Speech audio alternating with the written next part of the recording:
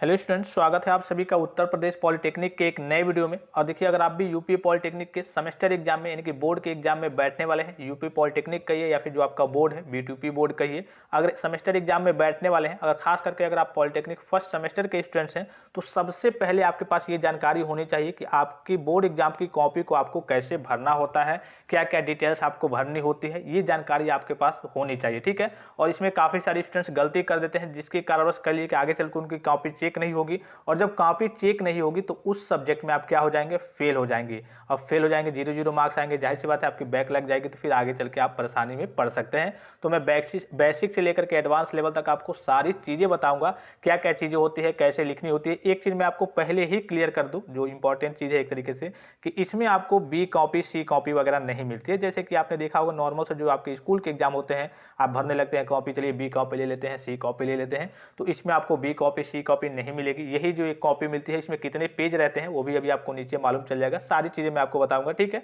तो B copy सी copy नहीं मिलने वाली होती, ये एक चीज़ हो गई।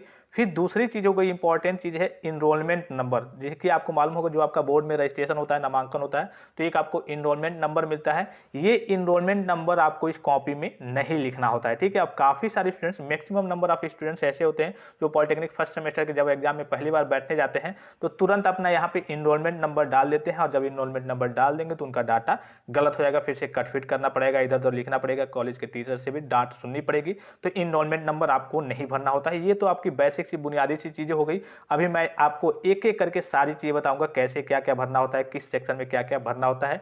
इससे पहले तो आप सभी स्टूडेंट से रिक्वेस्ट करूंगा, देखिए यहाँ पे अभी आपकी ये मैं आपको कवर पेज के बारे में बता रहा हूँ कैसे भरा जाता है।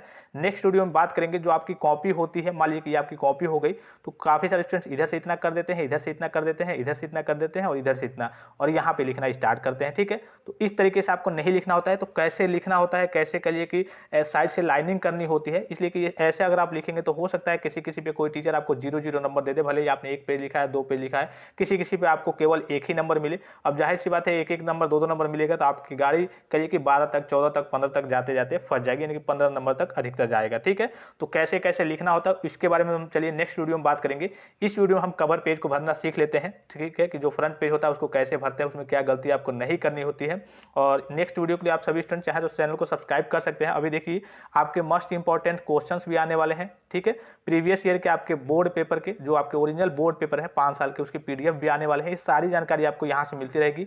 और देखिए यहाँ से जो भी चीज़ आपको दी जा रही है, ये नहीं कि आपको पैसा लग रहा है, पैसा देना है। यहाँ पे मान लीजिए कि आपने अपने स्तर से 20 नंबर की तैयारी कर ली है। ठीक है। आपने 20 नंबर की तैयारी कर ली है, और मेरे चलते आपके 10 नंबर बढ़ गए, या फिर चलिए मान लीजिए मैंने इंपॉर्टेंट क्वेश्चंस बता दिए, उसमें से आपके 15 नंबर तक आ गए, तो आपके 35 नंबर हो जाएंगे। अगर आप मान लीजिए कि 25 नंबर या फिर 30 नंबर से ऊपर पाते हैं, तो आपके कहिए कि 75% से ऊपर आपके परसेंटेज बन जाते हैं। इसलिए कि सेशनल भी काफ़ी ज़्यादा मायने रखता है। चलिए, तो इसकी बात हम नहीं करने वाले हैं, इसकी बात हम तो नेक्स्ट वीडियो में करेंगे जब कॉपी आपको लिखना सिखाएंगे हम। ठीक है। तो इसके लिए आप सभी स्टूडेंट चैनल को सब्सक्राइब कीजिए, बेल आइकन को प्रेस करके ऑल पे क्लिक कर लीजिए, और टेलीग्राम चैनल को ज्वाइन कर लीजिए। ठीक है। अभी आप नए स्टूडेंट्स हैं, आपको कुछ मालूम नहीं है कैसे किस सब्जेक्ट में क्या लिखना होता है, क्या चीज़ें होती हैं, कैसे होती हैं, कैसे एग्जाम में कॉपी को भरना होता है, कितना पेज भरना होता है, कितने पेज होते हैं, ये सारी जानकारी, कुछ जानकारी तो आपको फ्रंट पेज के बारे में जो आपको भरना होता है इस वीडियो मिल जाएगी, और कॉपी को कैसे लिखना होता है इसका मैं आपको सेपरेट अलग से नेक्स्ट वीडियो बना दूंगा, उसमें सारी जानकारी को आप प्राप्त कर लेंगे।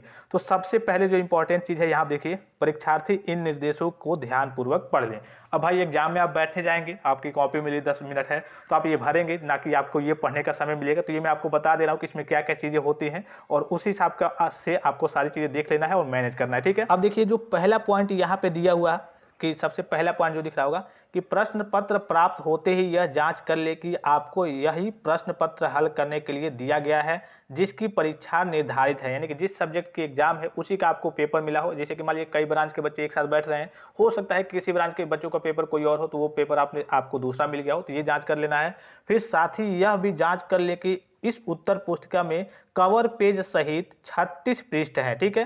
अंतर होने पर तुरंत कक्ष निरीक्षक को सूचित करें, यानी कि जितने भी आपको जो कॉपी मिली है उसमें टोटल 36 पृष्ठ है कि नहीं, जो कवर पेज है उसको लेकर के। ठीक है। अगर फटा हुआ हो, कम हुआ हो, तो आप तुरंत जो कक्ष निरीक्षक है उनसे बात करें और दूसरी कॉपी ले लें। दूसरा पॉइंट यहाँ पर देखिए, दूसरा पॉइंट मेंशन क्या है कि यदि किसी भी किसी परीक्षार्थी के पास अथवा उसकी सीट के आसपास कोई अनाधिकृत सामग्री पाई जाती है तो परिषद के नियमों के अनुसार उसके विरुद्ध कड़ी कार्रवाई की जाएगी। यानी कि ये भी आपको विशेष ध्यान रखना है कि मान लीजिए आप बैठ गए, अब बैठ गए तो आपके ब्रेंच के आगे, ये आपका ब्रेंच हो गया, हो सकता है यहाँ पे, हो सकता है यहाँ पे, हो सकता है यहाँ पे कोई आपका कागज का टुकड़ा या फिर कोई चीटिंग जैसी कह लिए कि सामग्री हो, या फिर कोई कैलकुलेटर हो, या फिर अन्य चीजें हो, मोबाइल हो, या फिर कोई भी चीज हो जो चीटिंग के दृष्टि से हो, तो इस केस में आपके ऊपर कार्रवाई हो सकती है और आपके ऊपर यूएफएम लगाया जा सकता है। अनफेयर मीन्स मतलब क्या होता है, उस सब्जेक्ट में आपको 0-0 नंबर दे दिया जाएगा। अगर यूएफएम लगा दिया जाएगा तो उस सब्जेक्ट में आपको 0-0 नंबर दे दिया जाएगा।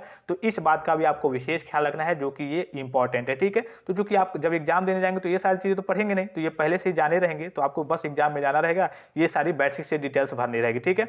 2 पॉइंट मैंने बता दिया। फिर तीसरा पॉइंट देखिए, तीसरे पॉइंट में क्या मेंशन है कि उत्तर पुस्तिका के प्रत्येक पन्ने पर दोनों ओर लिखें तथा रफ कार्य हेतु उपयोग किए गए पन्नों पर रफ कार्य लिखकर काट दें। यानी कि मान लीजिए कि जो आपकी कॉपी हो गई तो यहाँ लिखा आपने, फिर इसको पलटेंगे, उस साइड में लिखेंगे, ठीक है।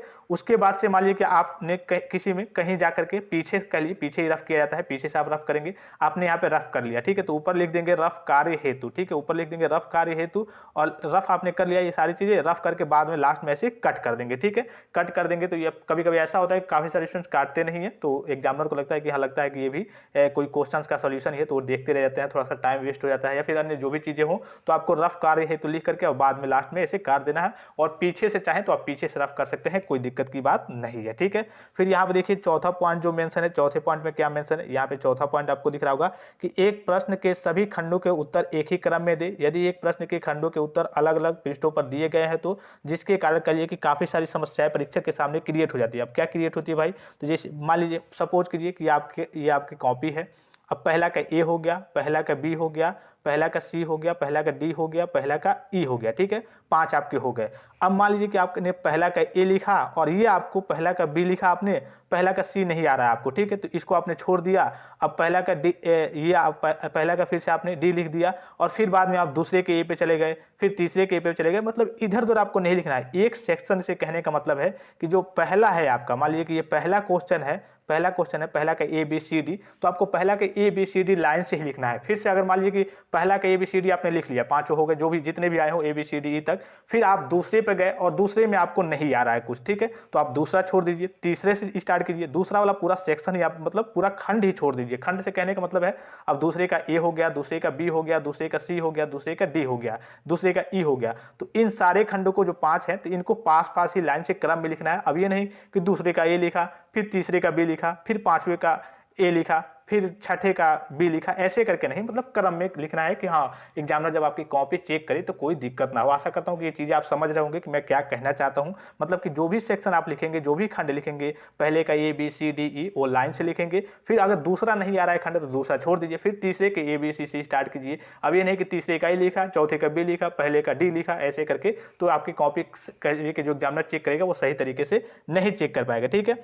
फिर 5वां देखिए, यहाँ पे 5वां दिया है परीक्षा कक्ष में मोबाइल लाना वर्जित है। कैलकुलेटर का प्रयोग केवल उन्हीं प्रश्न पत्रों में किया जाएगा, मतलब जिन प्रश्न पत्रों में परिषद द्वारा अनुमति प्रदान की गई है। तो इसका मैं आपको पीडीएफ जो है कि किन किन सब्जेक्ट में आप कैलकुलेटर ले जा सकते हैं, तो इसका पीडीएफ मैं आपको टेलीग्राम चैनल पर सेंड कर दूंगा, या फिर कहेंगे तो मैं आपको अलग से सेपरेट एक वीडियो भी बना के दे दूंगा किस किस सब्जेक्ट में आप पॉलिटेक्निक अगर स्टूडेंट्स हैं तो किस किस सब्जेक्ट में आप कैलकुलेटर ले जा सकते हैं, ठीक है। मोबाइल तो ले जाना वर्जित होता है। फिर देखिए लास्ट पॉइंट है, छठा पॉइंट क्या है कि उत्तर पुस्तिका के कवर पृष्ठ के स्तंभ 1 से 5 तक सभी प्रश्नों की पूर्ति परीक्षार्थियों द्वारा किया जाना अनिवार्य है। यानी कि जो आपको 1 से लेकर के 5 तक सेक्शन दिख रहे हैं, पहला, दूसरा, तीसरा, चौथा, 5वां, ठीक है, ये 5 चीजें आपको भरनी ही होती हैं, ठीक है। अब एक एक करके देख लेते हैं।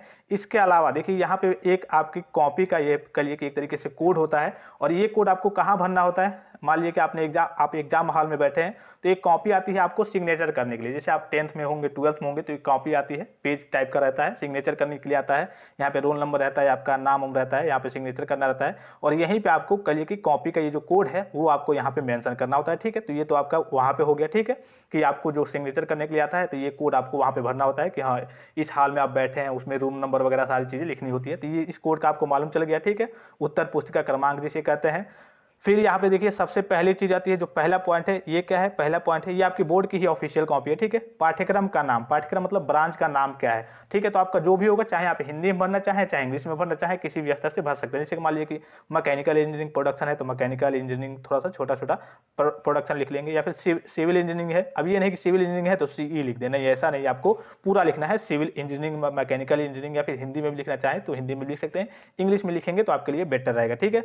फिर यहाँ पे दिखा रहेगा कक्ष, ठीक है, यहाँ पे दिख रहा होगा आपको कक्षा करके दिख रहा होगा, तो यहाँ पे क्या भरना होता है, और इसको लेकर के काफी सारे स्टूडेंट्स कंफ्यूजन में आ जाते हैं कि यहाँ पे क्या भरना होता है कक्षा में, ठीक है। तो कक्षा में आप किस सेमेस्टर में है, सबसे पहले जैसे मान लीजिए फर्स्ट सेमेस्टर में है तो यहाँ पे भरना होगा आपको फर्स्ट सेमेस्टर, ठीक है, फर्स्ट सेमेस्टर भरना होता है। फिर फर्स्ट सेमेस्टर आपने भर दिया यहाँ पे, फर्स्ट सेमेस्टर के बाद से यहाँ पे देखिए कुछ ऑप्शन आपको दिख रहे होंगे, तो यहाँ पे प्रथम दिख रहा होगा, द्वितीय, ऊपर वाला जो ऑप्शन है ये वाला, ये सेमेस्टर है, और ये वर्ष है, ठीक है। नीचे वाला जो है वर्ष है, प्रथम वर्ष, द्वितीय वर्ष, तृतीय वर्ष या फिर अंतिम वर्ष। ऊपर वाला सेमेस्टर है, प्रथम, द्वितीय, तृतीय, चतुर्थ, पंचम, षष्टम, कौन सा सेमेस्टर है आपका। तो मान लीजिए कि आप प्रथम सेमेस्टर में है तो यहाँ पे प्रथम पे ऐसे टिक कर देंगे, और प्रथम वर्ष में है तो यहाँ पे प्रथम पे आप टिक कर देंगे, ठीक है। बस आपको इसमें टिक कर देना होता है, और यहाँ पे आपको फर्स्ट सेमेस्टर भर देना होता है, ठीक है। फर्स्ट सेमेस्टर फर्स्ट ईयर भी भर सकते हैं, या फिर केवल फर्स्ट सेमेस्टर भी भर देंगे तब भी कोई दिक्कत की बात नहीं है। तीसरी चीज है यहाँ पे, तीसरा जो है सबसे इंपॉर्टेंट है कि आपको अनुक्रमांक, अनुक्रमांक मतलब रोल नंबर, ना कि इनरोलमेंट नंबर। काफी सारे स्टूडेंट्स यही गलती करते हैं, इनरोलमेंट नंबर वो भर देते हैं, ठीक है। इनरोलमेंट नंबर आपको नहीं भरना है, यहाँ पे रोल नंबर भरना होता है। यहाँ पे अंकों में दो, जो भी हो आपका 2 0 2 4 3 9 7 4 1 6 0 3 4 यहाँ पे भर देना है। फिर इसी को आपको शब्दों में भरना है। आप शब्दों में ये नहीं कि 2 करोड़ 85 लाख ऐसे करके नहीं, यहाँ पे मान लीजिए कि 2 आपने ऊपर भरा तो नीचे 2 लिखेंगे, शून्य, 0 भरा तो यहाँ पे 0 नहीं लिखेंगे, देखिए इन्होंने 0 लिख दिया है, शून्य लिखेंगे, ठीक है, शून्य लिखेंगे तो बेटर रहेगा। फिर 2 है, फिर 4 है, ऐसे करके आपको लिखना होता है, ये शब्दों में हो गया, ठीक है। ये चीज आपको समझ में आ गई। फिर आपको यहाँ पे विषय लिखना है। देखिए विषय में मान लीजिए कि आपका कम्युनिकेशन स्किल फर्स्ट है, अब ये नहीं कि CS फर्स्ट लिख दिया, ऐसे नहीं, आपका पूरा जो नाम है कम्युनिकेशन स्किल फर्स्ट उसको आप लिखेंगे, या फिर अप्लाइड मैथमेटिक्स फर्स्ट है, या फिर अप्लाइड फिजिक्स फर्स्ट है, तो ये नहीं कि AP फर्स्ट लिख दिया, ऐसे नहीं, आपको पूरा अप्लाइड फिजिक्स या फिर अनुप्रयुक्त भौतिकी फर्स्ट ऐसे करके लिखना होता है। फिर देखिए यहाँ पे प्रश्न पत्र संख्या, प्रश्न पत्र संख्या क्या है, जो आपको पेपर मिलता है, बोर्ड का पेपर मिलता है, मान लीजिए कि अप्लाइड फिजिक्स का है, अप्लाइड फिजिक्स फर्स्ट का, तो साइड में एक पेपर कोड रहता है, वही पेपर कोड आपको यहाँ पे भरना होता है। फिर देखिए नेक्स्ट चीज क्या है आपका, तो नेक्स्ट चीज यहाँ पे पांचों हो गए, ये कंपल्सरी जो थे ये आपके कंप्लीट हो गए। अब यहाँ पे आपके जो कक्ष निरीक्षक जो कल के वहाँ पे रहते हैं, गार्ड करते हैं, तो वो आपका उनका सिग्नेचर होता है। फिर यहाँ पे आपको दिनांक भरना होता है, जैसे कि यहाँ पे दिनांक आपको दिख रहा होगा, इस तरीके से आपको दिनांक भरना होता है। फिर यहाँ पे आपको कमरा नंबर, ये भी इंपॉर्टेंट होता है, जिस भी रूम में आप एग्जाम देने जाते हैं वहाँ उस कमरे का एक नंबर होता है, LR हो, DH हो, जो भी हो, कमरे का नाम वो स्कूल के ऊपर जो कॉलेज वाले रखे रहते हैं जिस हिसाब से रखे हो वो कमरा नंबर रहता है, यहाँ पे आपको कमरा नंबर भर देना होता है। ये आपकी बेसिक सी डिटेल्स होती हैं, यही सारी चीजें आपको एग्जाम में आपकी बोर्ड कॉपी में भरनी होती है, और नीचे आपको इंस्ट्रक्शंस वगैरह ये दिख जाएंगे। इसको आप टेलीग्राम पे मैं सेंड कर दूंगा, इसको आप पढ़ भी लेंगे, और मैंने आपको लगभग सारी चीज़ आपको बता ही दी है, ठीक है। तो इस तरीके से आपको बोर्ड एग्जाम की कॉपी को भरना होता है। और भी कोई कंफ्यूजन हो, कोई समस्या हो तो आप कमेंट करके पूछ सकते हैं। नेक्स्ट वीडियो में हम कॉपी में कैसे लिखा जाता है, जो कॉपी है कैसे लिखा जाता है कि आपके अच्छे, कैसे लिखें कि आपके अच्छे नंबर वगैरह आए। अब जाहिर सी बात है थोड़ी बहुत आप गलती करेंगे, आप फर्स्ट सेमेस्टर के स्टूडेंट से जानते नहीं है, तो हो सकता है कि आपके नंबर कट जाए, या फिर आपकी बैक लग जाए, या फिर आपके नंबर कम ही आए। तो आपको कैसे लिखना होता है कि आपके अच्छे मार्क्स आए, इसके बारे में हम नेक्स्ट वीडियो में बात करते हैं। आशा करता हूं कि ये जानकारी आपको समझ में आई होगी और अच्छी लगी होगी। फिलहाल इस वीडियो में इतना ही, इजाजत दीजिए, धन्यवाद, थैंक्स फॉर वॉचिंग, मिलते हैं नेक्स्ट वीडियो में।